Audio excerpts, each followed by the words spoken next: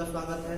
BSc प्रथम वर्ष के प्रथम पेपर डिफरेंशियल कैलकुलस में यूनिट फर्स्ट के टॉपिक कंप्लीटनेस ऑफ सीक्वेंस के टॉपिक पर आज डिस्कस करने के लिए आप सभी का पुनः मैं स्वागत करता हूं। आज का हमारा टॉपिक है completeness of sequence. Completeness of sequence से पहले हम डिस्कस करेंगे आपका जो हमने कॉची थ्योरम ऑन लिमिट्स पढ़ाया था, दो तरह का थ्योरम पढ़ाया था, उस पर हम डिस्कस कर पहला हमने थ्योरम आपको बताया था कॉची कन्वर्जेंस थ्योरम के लिए कि अगर कोई सीक्वेंस an है, ठीक है, और इसका कन्वर्जेंट पॉइंट l है, इसका कन्वर्जेंट पॉइंट क्या है, l है, फिर उस l की सहायता से अगर हम कोई सीक्वेंस बनाते हैं, ठीक है, वह xn है और वह सीक्वेंस कैसे बना हुआ कि जो सीरीज है यानी an की जो सीरीज है a1 plus a2 plus a3 upon n, ठीक है, तो अगर an का कन्वर्जेंट पॉइंट l है तो आपका जो xn सीक्वेंस है, नया जो सीक्वेंस बना है इस सीरीज से, उसका भी कन्वर्जेंट पॉइंट क्या होगा, l होगा। पहला था कॉची थ्योरम ऑन लिमिट्स और दूसरा थ्योरम इसी पेज पर था a1 a2 a3 dot dot an raise to power n is also convergent at the point l, ठीक है। अब आगे हम डिस्कस करेंगे। पहला हमारा क्वेश्चन है, इसके आधार पर जो दोनों कॉची थ्योरम ऑन लिमिट्स हैं, दो तरह के लिमिट्स हमने दिए थे कि अगर an कोई सीक्वेंस है और उसका कन्वर्जेंट पॉइंट l है तो उस an सीरीज तो सीक्वेंस का जो एसोसिएट सीरीज है उस एसोसिएट सीरीज का भी कन्वर्जेंट पॉइंट l होगा। और दूसरा प्रोडक्ट के रूप में था कि an अगर l पर कन्वर्ट कर रहा है a1 dot a2 dot a3 dot dot n raise to power 1 by n also convergent at the point l। अब इन दोनों कन्वर्जेंस थ्योरम के आधार पर हमारे कुछ क्वेश्चंस हैं जिसको हम डिस्कस करेंगे। पहला देखिए क्वेश्चन है आपका कि limit 1 by n raise to power 2 raise to power 3 1 by 3 raise to power 1 by n is convergent at the point l। ये आपको दिखाना है, ठीक है। अब देखिए कि इसको करने के लिए आपको करना क्या है कि 1 बाई n को छोड़ दीजिए, ठीक है, और जो आपके ब्रैकेट में है जो आपको सीरीज दिया हुआ है इस सीरीज का जनरल टर्म निकालिए। देखिए कैसे लिखा हुआ है 1 plus 2 raise to power 1 by 2 plus 3 raise to power 1 by 3। ये जो लास्ट का टर्म लिखा है यह इस सीरीज का n जनरल टर्म है, n1 टर्म है या जनरल टर्म आप बोल सकते हैं। अब देखिए कि अब इसके आधार पर हम बता सकते हैं कि इस एसोसिएटेड सीरीज का सीक्वेंस क्या है। तो यहां देखिए कि इसका एसोसिएटेड सीक्वेंस है an equal to n raise to power n। अब आप n की वैल्यू नेचुरल नंबर से रखेंगे तो आपको यह सीरीज मिल जाएगा। अब आपको लिखा an raise to power n 1 by n, then अब इसमें अगर लिमिट अप्लाई करते हो तो इस लिमिट को अप्लाई करने पर इसका कन्वर्जेंट पॉइंट क्या मिला है, और कॉची कन्वर्जेंस थ्योरम क्या है, कॉची फर्स्ट कन्वर्जेंस थ्योरम अभी हमने डिस्कस किया था कि जो आपको सीक्वेंस है ये आपका an सीक्वेंस है, इस सीक्वेंस में जितने टर्म हैं अगर उसको हम n उसी टर्म से डिवाइड करते हैं तो जो नया सीक्वेंस, अब यही आपके थ्योरम में किसको डिनोट करेंगे, xn से, तो यह xn भी इस सीक्वेंस के कन्वर्जेंट पॉइंट पर ही क्या करेगा, कन्वर्ज करेगा। तो यहां से देखिए कि हमारा xn क्या हो गया a1 plus a2 plus a3 dot dot an equal to n, और यह किस पॉइंट पर कन्वर्ज करेगा, 1 पर। किसकी सहायता से, by the convergence theorem of the Cauchy, पहले थ्योरम से प्रूव करेगा। अब यहां से देखिए हमने वैल्यू रख दिया a1 a2 a3 यानी जो हमारा सीरीज है इस सीरीज की हमने क्या कर दी, वैल्यू रख दी, और सीरीज की जब हम वैल्यू रख देंगे तो आपको क्या रिजल्ट मिला कि लिमिट 1 बाई n a1 की वैल्यू 1 a2 की value 2 raise to power 1 by 2 plus 3 1 by 3 plus dot dot 1 n by n is also convergent at the point 1, ठीक है। यहां से देखिए ये आपका पहला, तो इसमें आपको कुछ ज्यादा मैथमेटिकल कैलकुलेशन नहीं करना है, बल्कि आपको ये करना है कि जो आपको लिमिट जिसमें अप्लाई करना है तो उसका जो एसोसिएटेड सीरीज है इस सीरीज को ढूंढिए। ढूंढने के बाद उससे सीरीज के nवें टर्म से आप जान जाएंगे कि यह किस सीक्वेंस का सीरीज बनाया गया है। अब यहां से जो सीक्वेंस मिला इस सीक्वेंस में आप लिमिट अप्लाई करेंगे, लिमिट अप्लाई करने पर अगर वह 1 पर क्या कर रहा है, कन्वर्ट किया, तो आप कॉची फर्स्ट थ्योरम आपको यही बताया गया है कि उस सीरीज में n से डिवाइड करके जब हम लिमिट अप्लाई करेंगे तो वह सीरीज भी क्या करेगी, 1 पर ही कन्वर्ट करेगी। तो यहां से आपका पहला क्वेश्चन सॉल्व हो गया। दूसरा क्वेश्चन हमारा देखिए दूसरे के बेस पर 2 by 1 3 by 2 raise to power 2 4 by 3 raise to power 3 n plus 1 raise to power n raise to power 1 by n equal to, ये आपको आपको प्रूव करना है। बाइनोमियल एक्सपेंशन में भी यह प्रूव करने के लिए आता है कि ई की वैल्यू निकालिए। आगे देखेंगे कि इसका जो जनरल टर्म है, इस सीरीज का जनरल टर्म क्या है, n + 1/n raise to power n। ठीक है, तो यहां से इस जनरल सीरीज के nवें टर्म से हम एसोसिएटेड सीक्वेंस को कैलकुलेट करेंगे और इसका एसोसिएटेड सीक्वेंस क्या होगा, an = n + 1/n raise to power n। ठीक है, अब यहां से देखिए कि इसकी वैल्यू हम कैलकुलेट कर रहे हैं n + 1 रेज़ टू पावर। यहां आपको an = देखेंगे कैसे हमको लिमिट अप्लाई करना है, लिमिट अप्लाई करके कैसे इसको हम कैलकुलेट कर रहे हैं और फिर कॉची सेकंड थ्योरम से इसका वेरिफिकेशन कैसे होता है। आपके पास दिया है an = n + 1/n raise to power n। ठीक है, ये हमको वैल्यू दी और इसमें लिमिट अप्लाई करना है। देखिए लिमिट अप्लाई करने के लिए हमने क्या किया, an = दिया है आपको n + 1/n। ठीक है, रेज़ टू पावर n। ठीक है, तो आप n से क्या करेंगे, n + 1 है, n को हमने कॉमन किया तो यहां से आपको मिलेगा n/n + 1/n raise to power n। ठीक है, n से कैंसिल हुआ तो यह मिलेगा आपको 1 + 1/n raise to power n, जो बाइनोमियल एक्सपेंशन है। और बाइनोमियल एक्सपेंशन में क्या है कि 1 + x raise to power n की वैल्यू बाइनोमियल एक्सपेंशन में क्या होती है, e होती है। ठीक है, तो यहां से आप देखिए कि n + 1/n raise to power n में अगर आप बाइनोमियल अप्लाई करते हैं और लिमिट अप्लाई करते हैं तो इसकी वैल्यू क्या हो गई, e हो गई। अब इसी का यूज करके और हम प्रूव कर सकते हैं कॉची सेकंड थ्योरम से, क्या चीज कि a1 a2 a3 rays to power 1/n की वैल्यू क्या होगी, e के बराबर होगी। और इस तरह से आपका जो क्वेश्चन था वह सॉल्व होगा। तीसरा आपको प्रूव करना है limit n tend to infinite n/n factorial raise to power 1 की वैल्यू भी क्या होती है, e होती है। अब देखिए इसका जो nवां सीरीज है, nवां टर्म है, सीक्वेंस जो है वह an = n raise to power n। ठीक है, ये 1/n को आप ऊपर ले जाएंगे, मल्टीप्लाई करेंगे तो यह सीक्वेंस जो लिखा हुआ है n/n rays to power 1/n लिखा हुआ है, तो n को अगर ऊपर ले गए तो यह क्या आ जाएगा, n की पावर n/n। यह सीक्वेंस हो गया, क्या हो गया, an = n raise to power n factorial n जो दिया है बस उसी को n को ऊपर कर दिया गया मल्टीप्लाई करके। और यहां से देखिए कि अब देखिए अगर an की value n raise to power n/फैक्टोरियल n है तो इसका हम एक टर्म असेंडिंग ऑर्डर का टर्म निकालेंगे और वह सीक्वेंस क्या बनेगा, an + 1। यानी जहां पर n लिखा हुआ है वहां पर आपको n + 1 लिख देना है, तो क्या मिल जाएगा, n + 1 raise to power n + 1 और फैक्टोरियल की जगह क्या आ जाएगा, n + 1 अपॉन फिर an की वैल्यू लिखेंगे n raise to power n और अपॉन फैक्टोरियल। तो इस तरह से जो नीचे का सबसे टर्म होगा वह ऊपर चला जाएगा और बीच के दो टर्म होंगे तो यह वैल्यू आपको मिलेगी। ठीक है, यहां से देखिए कि आपने दो सीक्वेंस निकाला, एक निकाला an सीक्वेंस और फिर निकाला है an + 1 सीक्वेंस। अब an + 1 सीक्वेंस और an सीक्वेंस का यूज करके यह वैल्यू आपको मिली 1 + 1/n raise to power n। और बाइनोमियल एक्सपेंशन में अगर हम इसका यूज करें, बाइनोमियल एक्सपेंशन में अगर हम इसकी वैल्यू निकालें तो इसकी वैल्यू क्या मिलती है, e के बराबर। तो लिमिट क्या हो जाएगा, limit n tend to infinite n + 1 raise to power an = e मिला। तो यहां से आप फिर लिमिट अप्लाई कर दो तो कॉची सेकंड थ्योरम से आपको क्या मिलेगा, an raise to power 1/e की वैल्यू क्या हो जाएगी। तो ये आपके पास 4 क्वेश्चन है जो आप नेक्स्ट एक क्वेश्चन और देख लेते हैं। Limit n tend to infinite 1/n n + 1 n + 2 n + 1 raise to power n = 4/e। बहुत इंपॉर्टेंट क्वेश्चन है, बाइनोमियल एक्सपेंशन में इसका बहुत ज्यादा यूज होता है।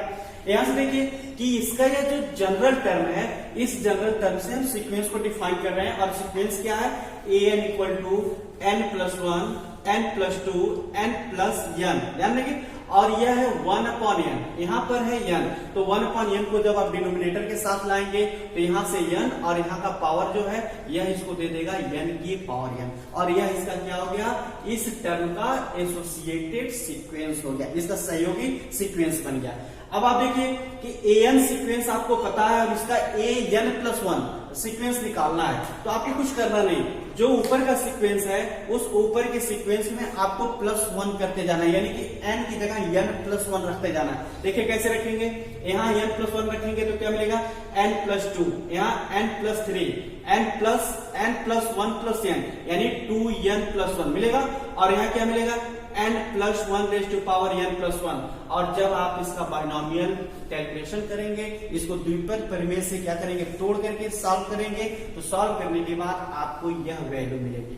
अब देखिए इस वैल्यू को कैसे लिखा गया है, यहाँ से 1 प्लस 1/2n इस टर्म से लिखा गया है, और यहाँ से जब n का डिवाइड करेंगे तो 1 प्लस 1/n यहाँ से लिखा गया, और यह वैल्यू हो गई 1 plus 1 raise to power -n।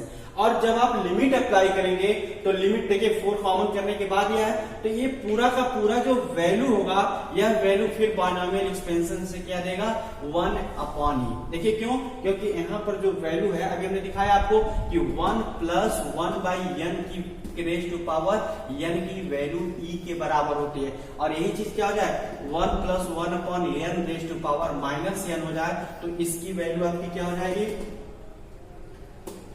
इसकी वैल्यू आपकी होगी 1/-e। ठीक है, तो इसको देखेंगे, इसकी वैल्यू हो गई 1/e।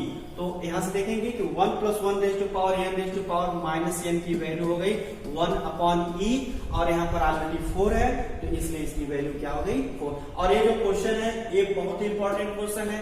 एक बार फिर आप देख लीजिए कि करना क्या है, कि जो भी आपको एसोसिएटेड सीक्वेंस दिया है, उस सीक्वेंस से एक ज्यादा +1 करके एक नया सीक्वेंस बनाएंगे, और दोनों सीक्वेंस यानी कि an प्लस 1/an में लिमिट अप्लाई करेंगे। लिमिट अप्लाई करेंगे तो बाइनोमियल एक्सपेंशन से आपको इसकी वैल्यू मिल जाएगी। ठीक है, नेक्स्ट देखेंगे, ये बहुत इंपॉर्टेंट चीज हमने तीसरे क्लास में आपसे कहा था कि हम आपको प्रूव करके दिखाएंगे कि जो कन्वर्जेंसी ऑफ सीरीज है, कन्वर्जेंसी ऑफ सीक्वेंस है, उसमें जो रियल नंबर का सेट है वह क्या करता है, कंप्लीट होता है। हमने थ्योरम आपको दिया था, set of the real number is complete in the sense of real number, but it is not complete in the sense of rational number. मतलब कि अगर कोई कन्वर्जेंट सीक्वेंस है या कोई सीक्वेंस है रियल नंबर में, तो वह रियल नंबर में कंप्लीट होता है। और कंप्लीट होने के लिए क्या जरूरी है, कि जो भी आपका रेशनल नंबर, रियल नंबर, या जो भी आपका सेट ऑफ नंबर है, नेचुरल नंबर हो या इंटीजर हो, जो भी सेट है नेचुरल नंबर या नंबर सिस्टम का, ठीक है, उसमें जितने भी सीक्वेंस, कॉची सीक्वेंस बनते हो, उन सभी कॉची सीक्वेंस का कन्वर्जेंट पॉइंट भी उसी सेट में हो। Every Cauchy sequence has a unique limit point in that natural number, integer, rational number, then that sequence is called the complete in the sense of that number system। मतलब अब देखिए completeness का definition क्या हुआ, यहां से ए system yes of number. अब yes of number कुछ भी हो सकता है, नेचुरल, इंटीजर, होल, जो भी आपको जानकारी है, ठीक है ना। तो यह जो नंबर सिस्टम है उसको हम क्या बोलेंगे, इट इज कंप्लीट। क्यों कंप्लीट होगा, if every Cauchy sequence in yes converted to the some number of yes. मतलब क्या हुआ कि अगर आप an सीक्वेंस लेते हैं यस क्या, और इसमें जितने भी कॉची सीक्वेंस बन रहे हैं, वह कॉची सीक्वेंस का लिमिट पॉइंट भी अगर यस में बिलोंग कर रहा है, तो उस कंडीशन में हम बोलेंगे कि यह जो नंबर सिस्टम है वह क्या है, कंप्लीट है। वह नंबर सिस्टम क्या हो जा रहा है, आपका कंप्लीट हो जा रहा है। इसके दो चीजें आपको देखेंगे कि the set of real number is complete but the set of rational number is not complete. कारण क्या है, देखिए यहां से एग्जांपल लिखा हुआ है, so that the set of R all real number is complete. जो रियल नंबर का सेट है वह कंप्लीट होता है। थ्योरम देखेंगे, इसको पीछे प्रूव किया जा चुका है पिछले क्लासेस में। यहां आपका थ्योरम है, the set of Q rational number is not complete. Rational number का सेट रियल नंबर में आता है, लेकिन वह कंप्लीट नहीं होता। क्यों नहीं कंप्लीट होता है, इसको प्रूव करने के लिए हम सपोज करेंगे एक कॉची सीक्वेंस ले लेंगे और जो क्यू में कन्वर्ज नहीं करना। देखिए अगर यह कंप्लीट होता, Q, the set of Q is if complete, अगर Q कंप्लीट होता तो इसके जितने भी कॉची सीक्वेंस होते, उन सभी कॉची सीक्वेंस का कन्वर्जेंट पॉइंट भी किसमें होता, Q में होता। अगर हम यह दिखा दें कि जो यह इस Q में जितने भी कॉची सीक्वेंस हैं, उनका लिमिट पॉइंट रेशनल नंबर में नहीं है, तो उस कंडीशन में यह कंप्लीट नहीं होगा। इसके लिए हमने क्या लिया कि एक रेशनल नंबर लिया √2, ठीक है, और हम क्या करेंगे कि later extract the square root of 2 का स्क्वायर रूट निकालेंगे। तो √2 का डेसिमल नंबर में जो स्क्वायर रूट होता है वह 1.442 के बराबर होता है। अब इसका हम क्या करेंगे, an और bn के रूप में रिप्रेजेंटेशन करेंगे। मतलब दो नंबर सिस्टम में हमारे पास √2 है और √2 को हम दो सीक्वेंस लेंगे, एक an और एक bn, और दिखाएंगे कि an और bn दोनों में इसका कन्वर्जेंट पॉइंट मिल रहा है, इसलिए यह कंप्लीट नहीं है। यहां से देखेंगे, हमने सपोज किया कि जो हमारा √2 है जिसकी वैल्यू हमने लिखी थी 1.4142, √2 की वैल्यू 1.4142, ठीक है ना। अब इसको देखिए कैसे हमने डिफाइन किया, a1 equal to 1 integral square √2 less than √2, मतलब कि 2 का स्क्वायर रूट है जो किससे कम है, √2 से कम है। अगला एक पॉइंट और हम बढ़ेंगे 1.4, एक डेसिमल प्लेस पर हम पहुंचेंगे, तो इसको कैसे डिनोट किया गया, a2 से, a2 equal to 1.4 that is the square root of 2 up to the first decimal place and less than √2, यानी √2 जो है इसका स्क्वायर रूट निकालोगे डेसिमल के पहले स्थान पर 1.4। फिर देखिए अगला a3 1.41 that is also the square root of 2 second decimal place, a भी आपका क्या है, √2 से कम होगा। एक प्लेस और आगे हम बढ़ेंगे, a4 1.414 it is also the square root of 2 up to the third decimal place, decimal place के तीसरे स्थान तक स्क्वायर रूट है, लेकिन इसकी भी वैल्यू क्या है, √2 से कम है। ऐसे हम क्या करेंगे, डेसिमल प्लेस पर आगे की तरफ बढ़ते जाएंगे। हमारे पास एक सीक्वेंस मिल रहा है a1 a2 a3 a4 a5 and so on. अब आगे देखिए इसका उल्टा हम ले रहे हैं, क्या ले रहे हैं, एक दूसरा सीक्वेंस मान रहे हैं b2 b1 equal to 2 that is also the, अब देखिए लिखने का मेथड देखिएगा कि यह इंटीग्रल स्क्वायर रूट है 2 का, लेकिन लेस देन √2 है, और यहाँ जो b1 लिया गया है उसकी वैल्यू है 2 that is also the integral square root of 2 but greater than √2। अब इसमें डेसिमल के एक प्लेस और आगे हम बढ़ेंगे, b2 इक्वल टू 1.5, ए भी 2 के इंटीग्रल स्क्वायर रूट के बराबर है और दशमलव के पहले स्थान तक है, लेकिन √2 से क्या है, ग्रेटर है। जस्ट इसी का अपोजिट यह होता है। फिर देखिए b3 equal to 1.42 that is the square root of 2 up to the second decimal place, दशमलव के दूसरे स्थान तक √2 का यह स्क्वायर रूट है, लेकिन √2 से क्या है, ग्रेटर है। इसको भी हम क्या करेंगे, कंटिन्यू करेंगे। अब यहां से देखिए कि आपके पास एक सीक्वेंस मिला b1 b2 b3 b4 that is the integral square root of 2 but greater than √2। ये जो b1 b2 या bn सीक्वेंस मिला है यह √2 से ग्रेटर है, और जो b1 b2 a1 a2 a3 a4 का जो सीक्वेंस मिला है ये भी इंटीग्रल स्क्वायर रूट ऑफ 2 है, लेकिन यह √2 से क्या है, लेस है। अब आपके पास दो तरीके के सीक्वेंस हो गए। सीक्वेंस का मॉडल लिखने का मेथड देखिए, a1 less than a2 less than an, आगे बढ़ेंगे an प्लस 1 लेस देन √2, यानी यहां से यहां तक की जो वैल्यू है सीक्वेंस an की जो वैल्यू है वह स्क्वायर रूट है 2 का, और किससे कम है, √2 से कम है। आगे बढ़ते जाएंगे तो जहां से आपका b1 b2 bn शुरू हुआ है, यह bn plus 1 greater than bn greater than b2 b3 bn, यानी यहाँ पर जो सीक्वेंस bn है यह इंटीग्रल स्क्वायर रूट ऑफ 2 है और ग्रेटर देन √2 है। यानी दो सीक्वेंस √2 की सहायता से हमने दो सीक्वेंस डिस्क्राइब किया, एक सीक्वेंस a1 के रूप में an के रूप में जिसमें इंटीग्रल स्क्वायर रूट 2 है और लेस देन √2 है, और दूसरा है bn जो इंटीग्रल स्क्वायर रूट वो भी 2 का है लेकिन वह ग्रेटर देन √2 है। अब देखिए यहां से कि जब हम an और bn को डिस्क्राइब कर रहे हैं, ठीक है ना, यहां से bn इक्वल टू क्या डिस्क्राइब किया हमने कि bn की जो वैल्यू है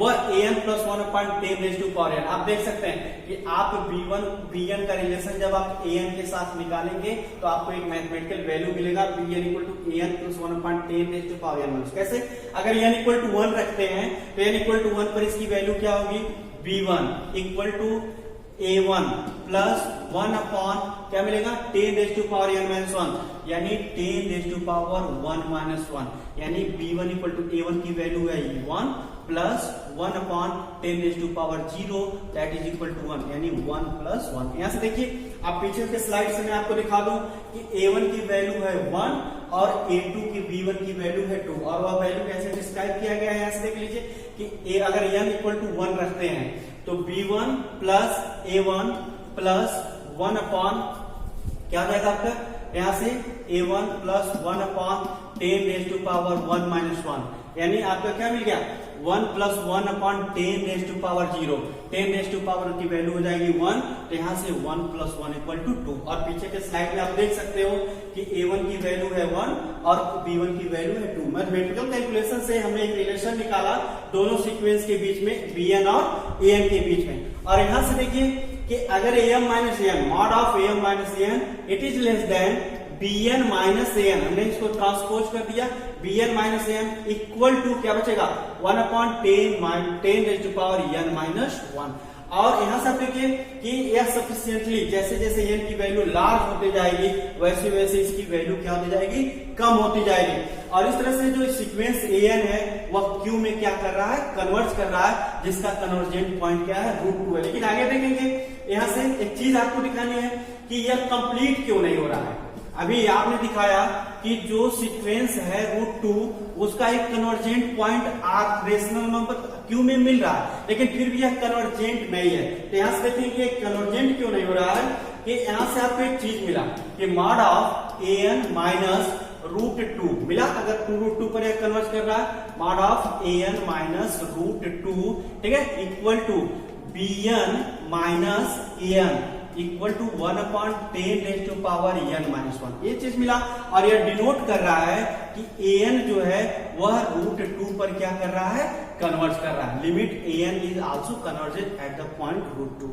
अगर हम यह सपोज कर लें कि L belong to Q, L belong to Q, तो यहां से आपको क्या मिलेगा, an minus L equal to epsilon, या आपका limit n tend to infinite an equal to L। अब आप देखिए कि जो आपका an सीक्वेंस है यह √2 पर भी कन्वर्ज कर रहा है और L पर भी कन्वर्ज कर रहा है। और कन्वर्जेंस थ्योरम में आप कहे हो, पहले ही प्रूव कर चुके हो कि every convergent sequence has a unique limit point. कोई भी अगर सीक्वेंस है, कॉची सीक्वेंस है, कन्वर्जेंट सीक्वेंस है, तो उसके पास केवल एक ही लिमिट पॉइंट हो सकता है। जबकि यहाँ पर आप देख रहे हो कि an के 2 लिमिट पॉइंट मिल रहे हैं, एक आपका √2 मिल रहा है और एक आपका क्या मिल रहा है, L। तो कॉची कन्वर्जेंस थ्योरम या क्राइटेरिया से हम यह दिखा सकते हैं कि an has 2 limit point, which is the contradiction of our supposition. हमने जो थ्योरम प्रूव किया है कॉची कन्वर्जेंस क्राइटेरियन, उसमें यही चीज कहा गया है कि जितने भी कन्वर्जेंस सीक्वेंस हैं उनके केवल एक ही लिमिट पॉइंट होंगे। जबकि जब हमने रेशनल नंबर का सेट लिया तो रेशनल नंबर के सेट में जो सीक्वेंस an है इसके पास 2 लिमिट पॉइंट मिल जा रहा है, एक √2 मिल रहा है और ये आपका L मिल रहा है। तो 2 लिमिट पॉइंट मिलने की वजह से जो सेट ऑफ रेशनल नंबर है वह कंप्लीट नहीं होता है। आप ऐसे भी बोल सकते हो, the set of rational number is not complete because all the Cauchy sequences include in the set of rational number has always find out 2 limit point.